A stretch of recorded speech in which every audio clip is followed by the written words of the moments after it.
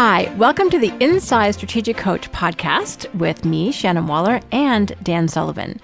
Dan, I'm excited because today we're going to talk about a brand new idea that you have about making your mind bigger than your brain. Now, that is such an interesting idea. What do you mean by brain? What do you mean by mind? And how can you make one bigger than the other? Well, there's a lot of talk about intelligence today. Emphasis how to make your child as intelligent as possible. And then we're moving into the realm, which is almost entirely new territory, where we have what is called machine intelligence or artificial intelligence.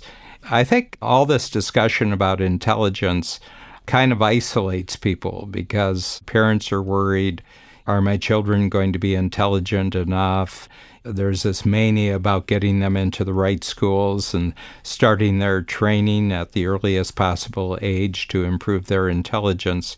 And then there's the worry about competition, that some people are more intelligent than others.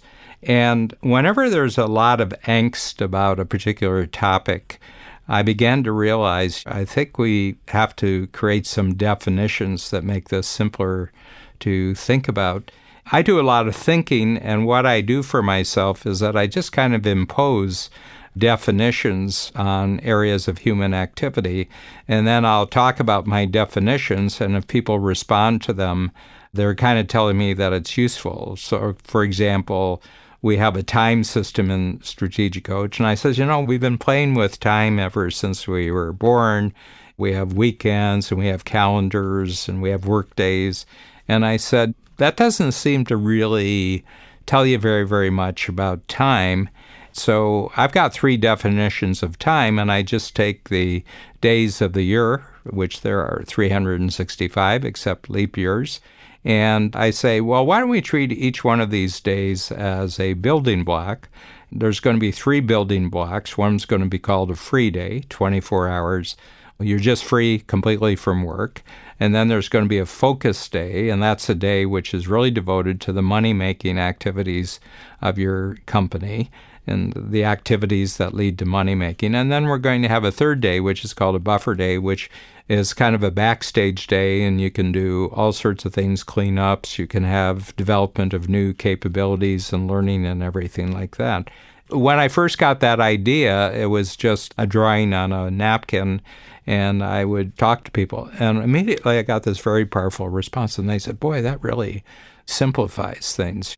Then our whole definition of unique ability, and then all sorts of really great definitions that we have in the gap and the gain, which is a very, very powerful concept in the program. So I really enjoy creating new definitions and allowing people to think about an area of their life in a completely new way. And for about the last 3 or 4 months, there's been a thought that comes to me every day that there's a real difference between our brains and our minds. The way that I define it is that your brain is sort of the hard drive that you were born with. We're born with lesser or greater operating systems. Some people they've got more brain power than other people do, but that doesn't necessarily predict any kind of success. You can have an IQ that anything over 140 is considered genius level, and you can have an IQ of 180, but you may be too smart for your own good. In other words, your brain is too powerful, and it never translates into action. It never translates into kind of any value creation. And you've got a big brain, but you don't really have a mind. So brain is what we're born with. And I don't think my brain is any more powerful in my 70s than it was when I was a child. It's still the same brain. I haven't screwed it up by taking unnecessary hard knocks to the head or using various kinds of chemicals that can destroy my memory and my concentration. I haven't done that, so I've taken good use of my brain, but I don't think my brain is any more powerful than it was 70 years ago. But what has changed drastically is the size of my mind, and my mind is the thing that I've created to take into account the thinking of other individuals. The brain is just an operating system that processes anything that comes in, But the mind is a choice to go out and in your thinking include the thinking of other individuals. I've gotten incredibly bigger-minded over the course of my life, and especially since I got involved in strategic coach activity. And the reason is that more and more I'm surrounded by people who have really good brains. They're not equal brains, but they have good brains.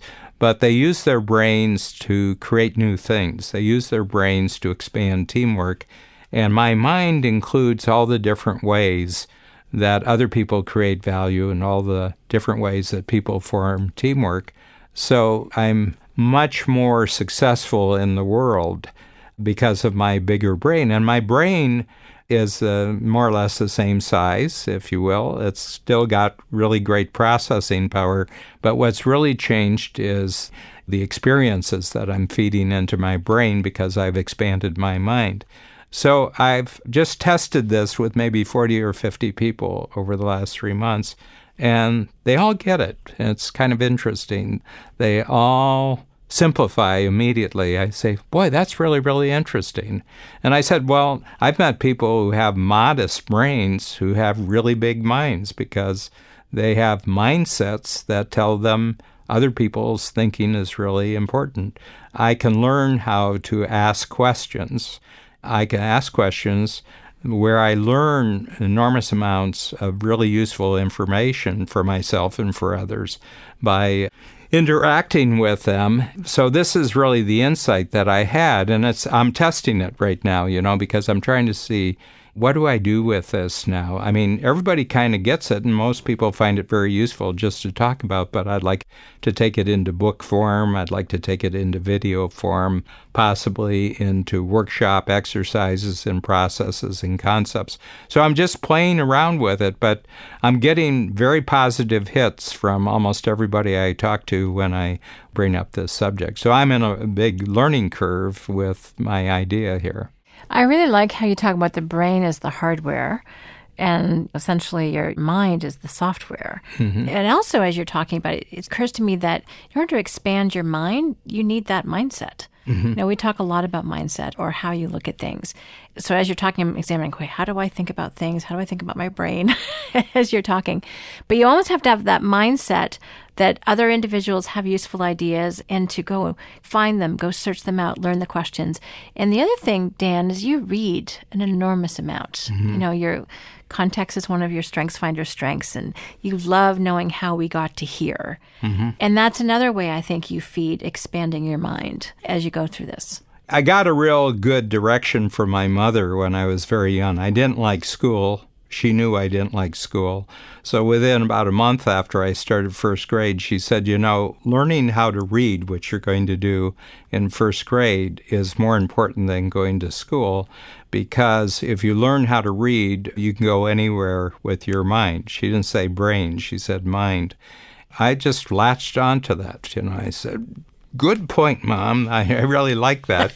First of all, she was sympathizing and understanding that I didn't really like school. And she said, reading about the world and history and reading about politics and reading about geography and all that really, really nourishes you, and it makes your mind really, really powerful. And she told me this at 6 years old, and I just took her totally seriously. And so ever since then, I've just been passionate about reading. She was a big reader herself, so I think she was passing on something that she had found very valuable. And I developed a mindset because people say, well, he's a real dummy or he's really, really smart and everything else. And it kind of sets up where people are kind of isolated from each other and they're kind of in competition with each other based on something they had no control over, because what kind of brain they have is a genetic function. Who your parents were kind of determines what kind of brain you have. And I said, it's kind of a useless activity to be comparing something that you had no control over. Now we can enhance our brains with chip implants and everything else. And I have lots of doubts about that if there isn't this recognition that you can enhance yourself much more easily just by learning how to ask great questions and get the full value of other people's experiences and their ideas. So I don't feel any special need to enhance the power of my brain, but what I am passionate about is continually expanding my great mindsets, which allow me to take greater and greater advantage of the thinking of other people. I've got this massive amount of thinking in the world that's available to me. I don't have to go in for an operation. I don't have to have something implanted in my brain to develop a bigger mind and to become smarter in terms of how humans really operate and how humans think about things. So that's available to me every day. And I've been constantly growing in that direction ever since I was a child. The aspect about this is I don't feel in competition with anybody. Okay, as a matter of fact, I need really, really smart other people. I need them around me, and I seek out really smart people, but not necessarily smart because they have huge brains, but smart because they also have expanded minds. And they've already checked out all sorts of experience where with just some questions and a really great conversation, I can acquire enormous amounts of knowledge that has been developed because of their minds. So I think that this is kind of an important idea in the 21st century, just to relieve the people of this sense of isolation and competition they have about their brain with other people's brains. You got a brain, and that's it. I mean, don't screw it up. Eat right, get lots of exercise, get a lot of sleep, drink lots of water. Don't take things which kill brain cells. But on the other side, what I really encourage, and I think this is what Strategic Coach is all about, is the constant useful expansion of your mind to take in the useful experience and knowledge of other people. So that's really what I'm aiming here. And give up this thing about your brain. Your brain is what your brain is. And the whole thing is, do you have the right mindsets as sort of the border between your brain and your mind? And one of mine is that I don't want to be the smartest person in the room, but I would like to be in a room where everybody's getting smarter. Which is such a great way to put that.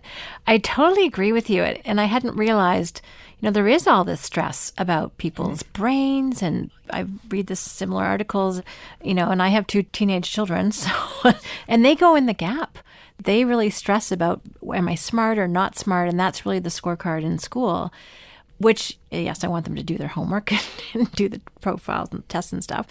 But I'm much, much more concerned with how are they thinking about things and how are they going to create value in the world and what's their unique ability and how can they make a difference for people. Those are the things I really want them to focus on, but they're kind of distracted by this brain conversation. So as you're talking, I'm like, ooh, this is so relevant to me right now.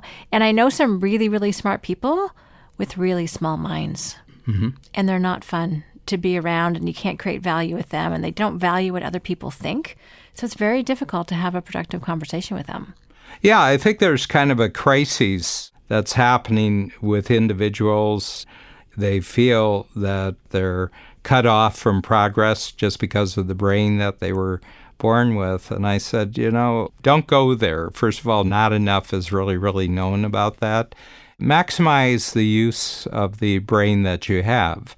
The thing I have noticed is the more expansive my mind becomes, the better functioning my brain becomes. And the reason is it doesn't pay attention to a lot of stuff. I don't see the world outside me as a threat. I don't see other people as competitors. I'm just really, really interested. Have they discovered something in expanding their minds that I can just listen to them and I can learn it, and I don't have to go out and actually spend the time getting the experience. So it's an idea I'm playing with, but everybody who I've talked to has some really original responses to it. So I think I'm tapping into something really, really big here. And there's this huge threat that the machines are going to get so smart. Artificial intelligence is going to be so far superior to individual intelligence that we'll just be worthless and the machines will eventually eliminate us. And I said, this is coming from a huge misunderstanding of this distinction between your brain and your mind. We've got Alexa, who comes from Amazon. That's the little robot that you have, and you ask Alexa questions. And I don't see any attempt on Alexa's part to ask me questions about my experience. It seems to me that Alexa is very, very limited, and everybody says, one day these things will do their thinking. I said, but they don't ask questions, and they don't tell very good stories. They're no good at jokes. They don't really create anything. They simply regurgitate. And I think they're emphasizing the wrong thing. They're trying to build bigger and bigger brains, but they don't have any sense about what the mind is. The mind actually includes all the human beings that you've ever met in your life. And that's why wisdom is usually not found in children. Children can have super brains. They're super fast and they're super quick and everything else, but what you don't see is a lot of wisdom. And I think wisdom is really associated with the mind, and pure raw intelligence is really related to the brain. So I'd like to make that distinction and reassure people. I says, look, you got all the brain you need. What you need to do now is to have mindsets that continually expand your mind. Dan, this is fascinating. Thank you so much. Thank you very much, Shannon. This is very exciting for me.